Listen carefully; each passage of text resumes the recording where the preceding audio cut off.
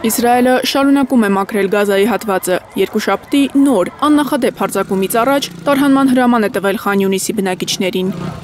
Նրանք պետք է դեպի արևմուտք գնային, Ալ-Մավասի։ Ցահալը ավիահարվածները սկսել է հրամանից անմիջապես հետո, կեսգիշերին 50 մարդ է զոհվել։ Մոտ 6 անգամ տեղահանվել ենք այս ավերված քաղաքից, տարրական պայմաններ էլ չունենք, աշխարհից խնդրում ենք աջակցել մեզ, կանգնել մեր կողքին։ 13 տարեկան Թասնեյն Բարաքեն լրագրողներին պատմել է, որ հրամանից առաջ հայրը գնացել էր ուտելիք գտնելու ու չի վերադարձել, Խան Յունիսից ստիպված են մենակ հեռանալ։ Իսրայելական հրթիռների գիշերային հարվածներից տուժել է Նասեր հիվանդանոցի պահեստն ու բժշկական օգնություն պաղեստինցիներին բրիտանական բարեգործական կազմակերպությունը։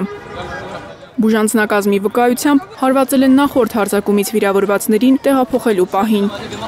Խան Յունիս քաղաքը Թել Ավիվը վտանգավոր մարտական գոտի է համարում, քանի դեռ Համասը չի ոչնչացվել։ Իսրայելի պաշտպանության բանակի խոսնակ Ավիչայ Ադրեյն է այս մասին հայտարարել։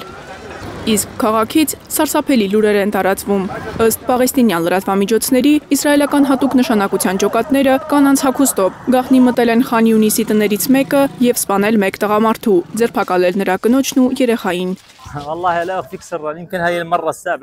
Ամեն անգամ ականատես ենք լինում նույն սցենարին, նույն պայքարին, նույն ցավին, չգիտենք ուր գնալ։ Արդյոք մենք պետք է գնանք Ալ-Մավասի եւ այնտեղ մեռնենք։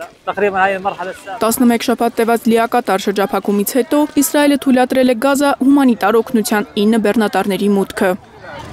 Մեքենաները կմտնեն Քերեմ Շալոմ անցակետով։ Կարճ ժամանակ անց Մեծ Բրիտանիան, Ֆրանսիան եւ Կանադան հանդես են եկել համատեղ հայտարարությամբ, այդ օգնությունը համարելով անբավարար։ Նրանք սպառնացել են Իսրայելի դեմ կոնկրետ գործողություններ, պատժամիջոցներ կիրառել Գազայում եւ օկուպացված արևմտյան ափերում, եթե Թել Ավիվը շարունակի Գեդեոնի սայլակներ ռազմական գործողությունը։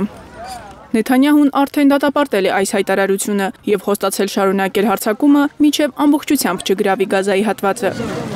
Մարիամ Ամիրջանյան, Նորայր Հակոբյան, 100-ի համար։